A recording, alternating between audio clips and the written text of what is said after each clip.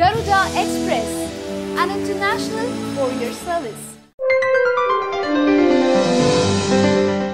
చిన్నమ్మ టైం ఏమాత్రం బాగోలేదు.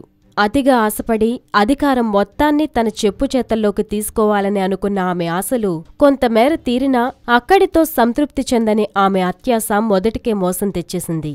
పార్టీ రెండుగా చీలిన వేళ ఆచితూచి అడుగులు వేయాల్సినప్పటికీ అత్యాశతో, డబ్బు అహంకారంతో చేసిన ప్రయత్నాలు మొదటికే మోసం తెచ్చేలా చేశాయి. పార్టీ చీలిక నేపథ్యంలో పార్టీ గుర్తు అయిన రెండాకుల్ని తమ వర్గానికే కేటాయించాలంటూ చిన్నమ్మ మేనల్లుడు దినకరన్ ఎన్నికల సంఘం అధికారి ఒకరికి 60 కోట్ల లంచాన్ని ఇవ్వజూపారన్న ఆరోపణ అతడి మెడకు చుట్టుకుంది. సుకేష్ చంద్రశేఖర్ అనే దళారిని అదుపులోకి తీసుకున్న ఢిల్లీ క్రైమ్ బ్రాంచ్ పోలీసులు తమ విచారణలో ఈ విషయాన్ని బయటపెట్టారు.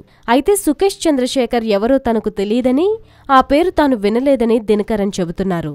ఇదిలా ఉంటే తాజాగా ఆయనపై లుకౌట్ నోటీసుల్ని జారీ చేసినట్లుగా ఢిల్లీ జాయింట్ కమిషనర్ మీడియాకు వెల్లడించారు. దేశంలోని అన్ని ఎయిర్పోర్టులు, ఓడరేవులకు దినకరన్ వివరాలు పంపినట్లు తెలిపారు. ఆయన కానీ విమానం ఎక్కేందుకు వస్తే వెంటనే పోలీసులకు సమాచారం అందించాలని కోరుతూ ఇమ్మిగ్రేషన్ అధికారులను ఆదేశించినట్లుగా జాయింట్ కమిషనర్ చెబుతున్నారు. ప్రస్తుతం ఉన్న పరిస్థితుల్లో ఎప్పుడైనా దినకరన్ను అరెస్టు చేయొచ్చని, అందుకోసం ప్రయత్నాలు చేస్తున్నట్లుగా తెలుస్తోంది.